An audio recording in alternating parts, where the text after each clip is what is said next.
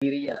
Itu seperti ada pada ayat Al-Quran. Nah, jadi kalimat nun yang dilebihkan pada fi'il yang ada pada fi'il mudhari yang merupakan kalimat yang dilebihkan daripada fi'il madiyah, itu merupakan kalimat yang menunjukkan bahwasanya orang yang ngomong itu berserta orang lain, artinya dia ramai-ramai, ataupun dia itu menunjukkan dia tidak berbilang-bilang, tetapi dia itu mengagungkan dirinya dengan menggunakan kalimat kami, dengan kata kami. Dan satu lagi yang dilebihkan adalah hamzah. Nah, kalau dilebihkan hamzah berarti menunjukkan mutakalim wahdah. Artinya orang yang ngomong sendiri aja.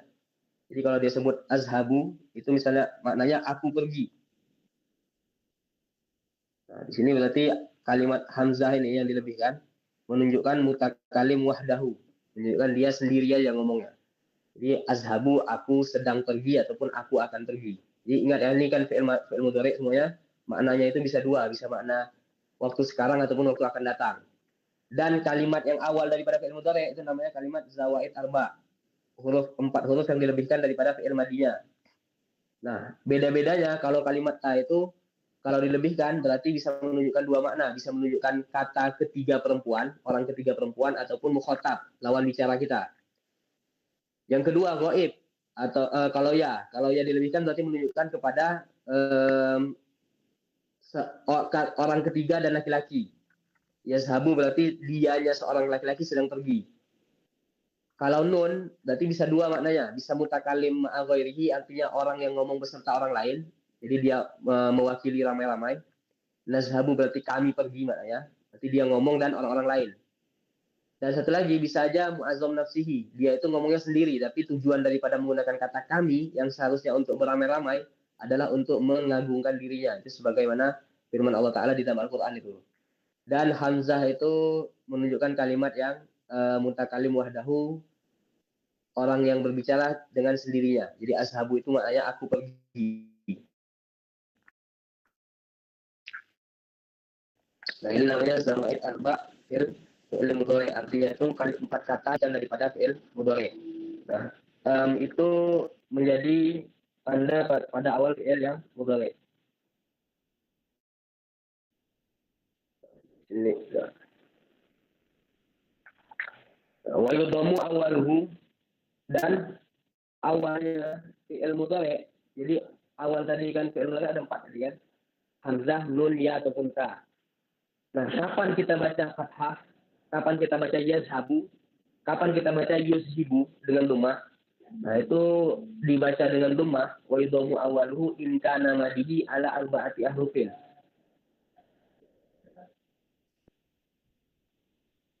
Berarti didumahkan awalnya huruf zawaid yang arba'ah yang 4.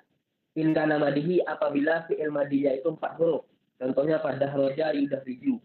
Akroma yukrimu, faroja yufariju, dan qatala yuqatil. Ini kan tadi nih kayak gini kan, asalnya kan fi'il madi menjadi fi'il mudhari dengan dilebihkan salah satu dari huruf zawaid yang 4. Zahaba itu bisa jadi yazhabu dan ashabu ketika fi'il mudhari. Kemudian doroba itu bisa menjadi adribu, yadribu, dan tadribu. Bisa menjadi bisa dilebihkan salah satu dari 4 huruf itu.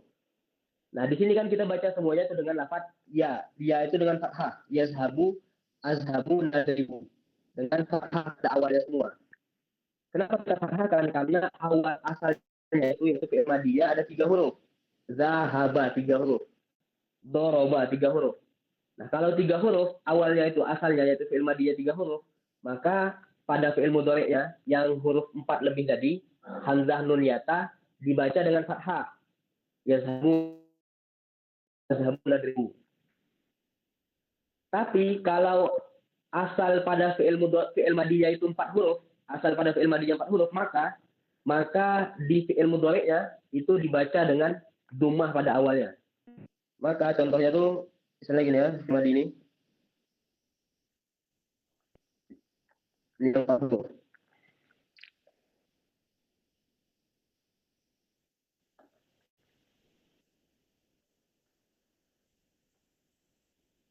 Contohnya dahroja ya.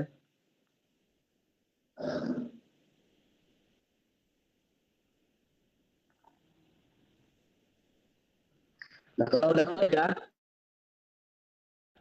Dan roja berarti ingat ya, lebihkan daripada awal madinya. Kita misalnya di sini kita lebihkan ya, yudah riju. Nah, kita lebihkan ya, dan ini dibaca dengan domah. Kenapa domah? Karena awalnya, asalnya, fi'il madiyah itu 4 huruf. Berarti roja, yudah, riju. Nah, di sini berarti di kalimatnya ya, yang merupakan huruf zawaidnya, yang dilebihkan daripada asalnya itu fi'il madiyah, itu dibaca dengan domah, yudah, riju. Ataupun kita ganti, kita lebihkan misalnya nun.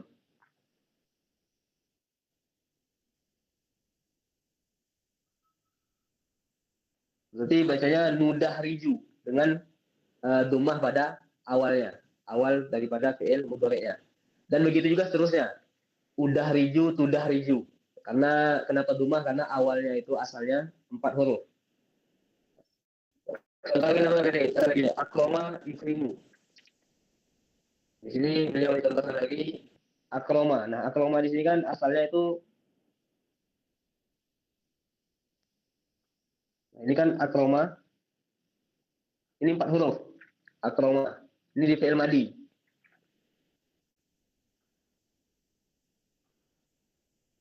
Maka di kalimat yukrimu di fi'il mudhari' ya, di awalnya itu di dapatnya itu dirumahkan. Yukrimu dibaca dengan rumah. Kenapa? Karena asalnya yaitu fi'il madiyah dengan 4 huruf. Begitu juga di faroja yufaridu ini karena ada tasdid. Nanti tasdid itu dengan manzilah 1 huruf. Di sini faroja yufaridu berarti di sini dapat huruf juga karena ada tasdidnya ini. Nah, berarti ya itu awalnya itu dirumahkan. Jika qatala yuqatilu, ya itu di awal dirumahkan. Begitu juga nanti kalimat setelahnya kan ada 4 tadi. Ya, hamzah, nun dan ta. Berarti bisa tuqatilu, nuqatilu, uqatilu. Berarti faroja, nufariju, tufariju, yufariju, dan ufariju. Berarti dengan dumah pada awalnya.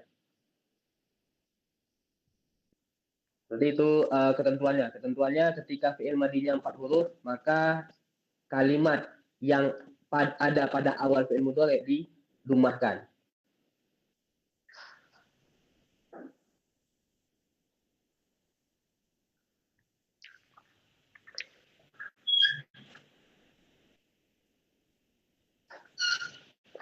Wa yaftahu fi ma siwa dzalika. Nah, kalau selainnya, selain daripada yang 4 huruf, kalau asal katanya bukan 4 huruf, maka difathahkan di awal fi'il mudhari'nya. Apakah ini 3 huruf? Kemudian ya, di nasoro yang suruh, berarti kan nasoro ini fi'il madi. Nah, kalau fi'il madinya 3 huruf, kalimatnya di sini apa? Tetap fathah. Huruf zawaid di fi'il mudhari'nya di awal itu tetap fathah. Tapi yang suruh tetap fathah. Intolako itu fi'il madi, artinya berjalan. Intolako 5 huruf. Alif, nun, to, lam, to. 5 huruf. Nah, yang toliku di mudhari'nya itu difathahkan. Yang toliku tetap difathahkan, bukan didumahkan. Karena yang dumah itu hanya ada pada awal fi'il madi yang 4 huruf. Intolako, yang toliku. Satu lagi yang 6 huruf, asal daripada fi'il madinya 6 huruf. Istakhraja. Nah, istakhraja ini 6 huruf. Istakhraja. Yastakhriju, biaya awal pada fi'il mudhari itu tetap difathahkan. Tidak didumahkan. Alasannya karena dia bukan 4 huruf awalnya. Jadi yang didumahkan itu hanya pada fi'il madi yang awalnya itu 4 huruf. Selain daripada itu, asalnya 3 huruf, asalnya 5 huruf, asalnya 6 huruf. Nah, di situ semuanya tetap di fi'il mudhari'nya awalnya itu alif nun yata difathahkan, bukan didumahkan. Tapi kalau 4, maka yang ada pada awal fi'il mudhari' didumahkan. Itu ketentuannya.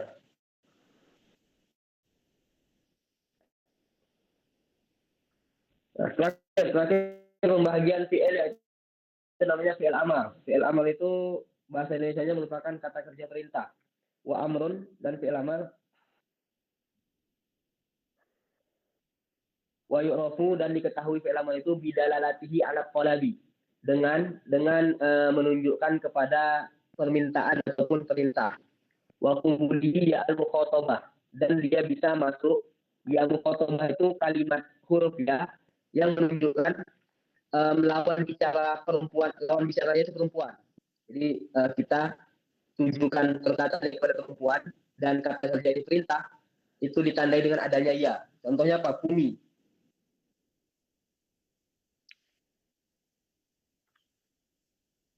Tandanya dua, tanda fi'il amar berarti yang pertama dia itu menunjukkan kepada perintah. Menunjukkan kepada permintaan atau perintah. Yang kedua, dia itu bisa bergabung dengan ya mukhotobah. Maksud ya mukhotobah, huruf ya yang ada pada akhir fi'il amar menunjukkan kepada lawan bicaranya, yaitu orang yang kita perintahkan, ialah perempuan. Contohnya kumi.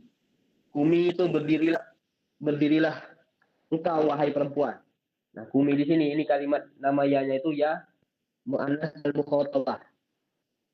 Nah, kumi ini fi'il amar. Karena kenapa? Karena maknanya itu perintah. Artinya di sini berdirilah wahai perempuan. Nah, kalimat yang pertama berarti menunjukkan tolak, yaitu permintaan untuk melakukan pekerjaan. Yaitu di sini berarti maknanya pekerjaan berdiri. Dan kalimat akhirnya ujungnya itu memiliki tanda yaitu ya muannas mukhatabah. Tapi itu khusus pada fi'il amar ataupun kata kerja perintah yang lawan bicaranya perempuan, baru ada ya-nya. Tapi kalau lawan bicaranya laki-laki berarti pakai tetap kum ataupun berdirilah kum. Di sini kalimatnya itu berarti maknanya berdirilah wahai laki-laki. Lawan bicaranya berarti laki-laki. Kalau lawan bicara perempuan berarti tambah ya-nya di akhir. Ataupun idrib itu pukullah. Kalau ke perempuan berarti idribi, pukullah wahai perempuan. Jadi wadribi sini. Nah, ini kalau dia menunjukkan kepada perempuan ada ya-nya.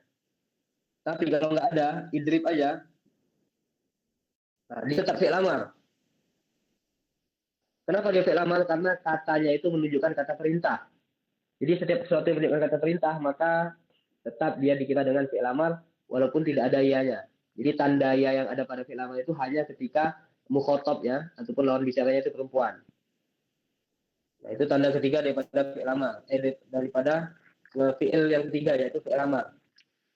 Nah, fi'il amar tetap kalimat fi'il itu harus memiliki zaman. Kalau fi'il amar ini zamannya zaman yang akan datang, bukan zaman sekarang, bukan zaman yang nanti. Kenapa? Karena fi'lun muqtarinin, pengertiannya sini fi'lun muqtarinun bizamanin mustaqbalin abadan. Fi'il suatu pekerjaan kata kerja yang menunjukkan kepada waktu yang akan datang selama-lamanya. Kenapa dibilang selama-lamanya? Karena fi'il amar itu waktunya nggak ada yang sedang terjadi. Pasti waktunya itu akan datang. Kenapa? Karena li'anal madluba bihi husulu malam yahsul. Karena tujuan daripada penggunaan kalimat amar, kalimat perintah, tujuannya ialah meminta terjadinya sesuatu yang belum terjadi. Nah, kalau belum terjadi, berarti ketika kita minta akan terjadi. Berarti kalimatnya itu bukan sedang terjadi ataupun bukan telah terjadi. Nah, kalau sedang terjadi dan telah terjadi, kenapa kita minta lagi untuk terjadi? Makanya kalimat itu disebut dengan amar, kalimat perintah, karena menunjukkan kepada tuntutan untuk melakukan sesuatu dan waktunya itu akan menunjukkan kepada waktu yang akan datang. Karena kenapa? Karena perintah untuk melakukan sesuatu menunjukkan sesuatu itu belum hasil dan hasilnya itu akan di waktu yang akan datang. Makanya dinamakan dengan fi'il amar.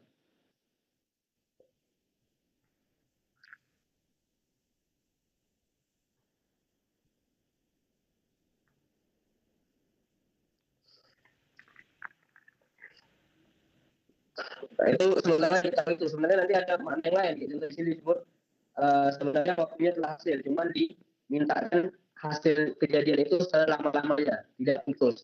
Jadi ayuhan Nabi ittaqillah, wahai Nabi bertakwa kepada Allah. Nah, sebelumnya Nabi itu telah bertakwa kepada Allah, tapi diminta lagi untuk menggunakan fi'il amar untuk menunjukkan kejadian itu permintaannya terjadi selama-lamanya. Jadi ada dua makna dia, ada meminta sesuatu yang belum terjadi, ada kala meminta sesuatu yang terjadi tapi diminta untuk terus menerus. Contohnya ya ayuhan nabi ittaqillah di firman Allah Ta'ala di Quran surah Al-Ahzab.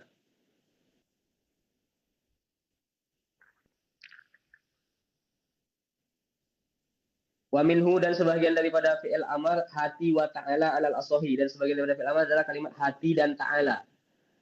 Makna hati itu kemari, makna hati itu datangkanlah. Ta'ala itu maknanya kemarilah. Ini sama fi'il amar. Kenapa fi'il amar? Karena pertama dia menunjukkan perintah, menunjukkan permintaan terhadap sesuatu belum terjadi. Yang kedua dia bisa masuk ya mu'annas mukhatabahnya. Ya, jadi bisa jadi kayak gini ya. Hati ini itu daripada fi'il amar karena dia bisa dia menunjukkan. Nah, alasannya tadi kenapa hati dan ta'ala itu menjadi fi'il amar karena dia itu menunjukkan kepada permintaan kedua-duanya dan dia bisa menerima ya mu'annas mukhatabah.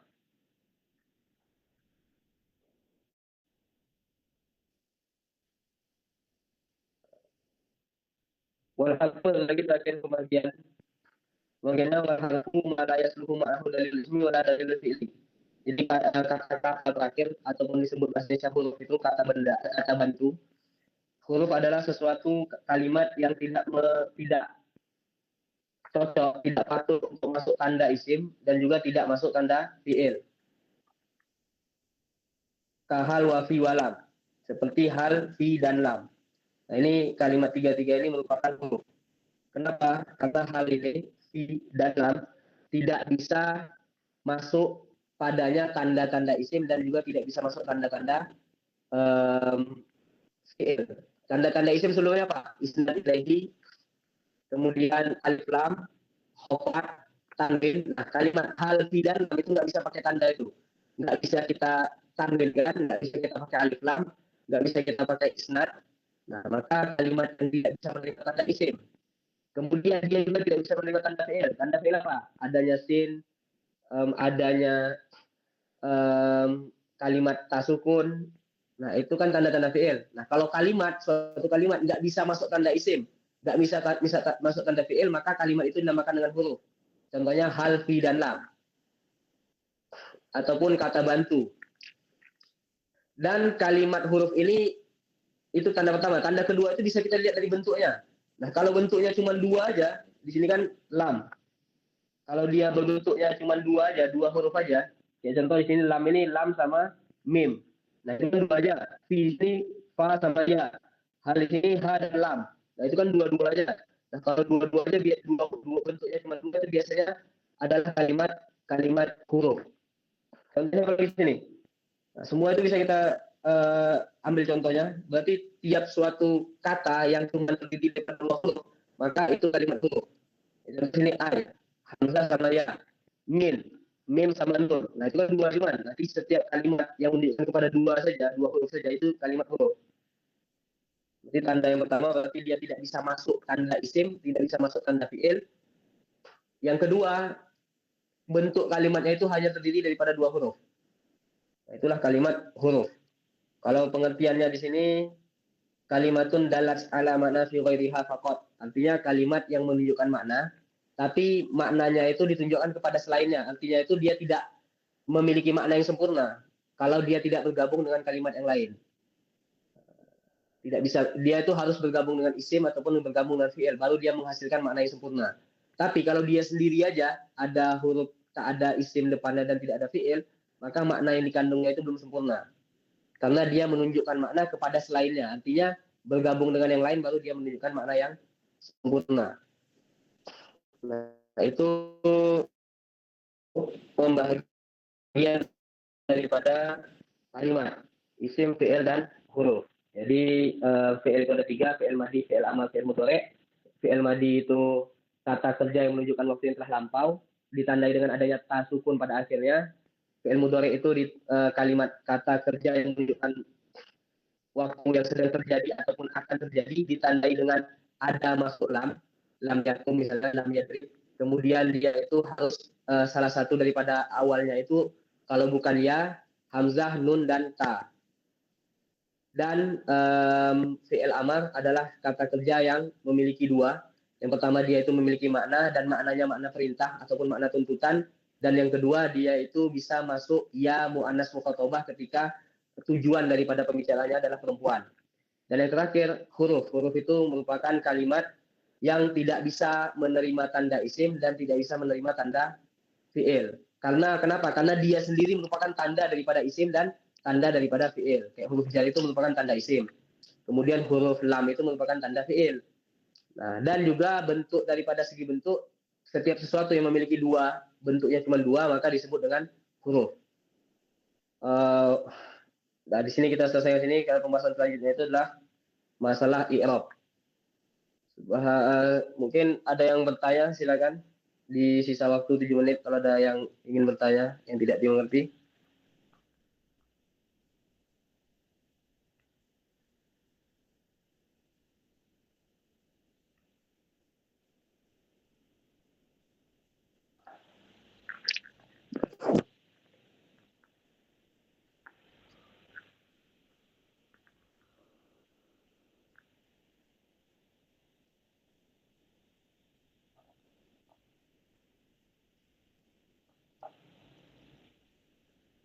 Itu sebagai faedahnya kalau ada yang punya kawakib, kalau ada yang punya kawakib itu ditandain tuh di kalimat wa asyara bitamsil bisalasah nih.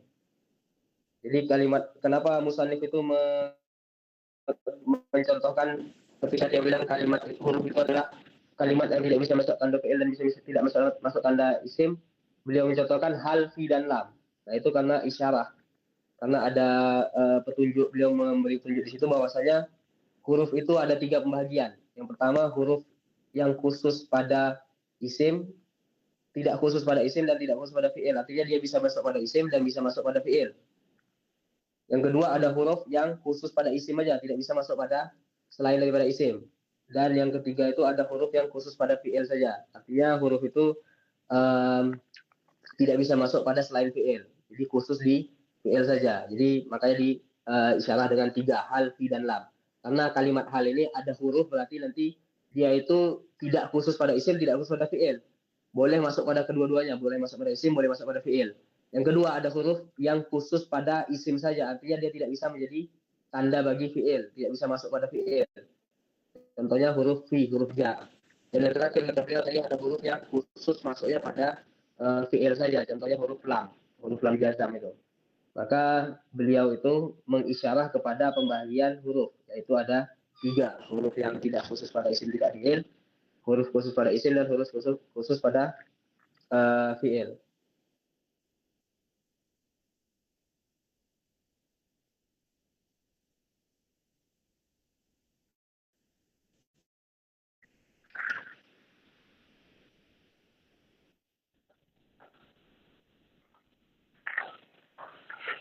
Um, Mungkin sekedar cukup pembelajaran untuk hari ini, yaitu kita mengenal tanda isim, fi'il, dan huruf. Juga kita mengenal tanda-tanda fi'il, dan kita mengenal apa itu huruf, serta tanda daripada huruf adalah tiadanya. Karena tiada tanda, tiada tanda isim dan tiada tanda fi'il, itu merupakan tanda bagi huruf. Makanya beliau mengatakan fa'alamutuhu al-maizah lahu adamiyah. Tanda yang membedakan antara huruf dan isim dan fi'il adalah tanda tiada itu. Tiada tanda yang khusus menjadikan tanda bagi fi'il. Subhanakallahumma wa bihamdika asyhadu an la ilaha illa anta astaghfiruka wa atubu ilaik. Assalamualaikum warahmatullahi wabarakatuh.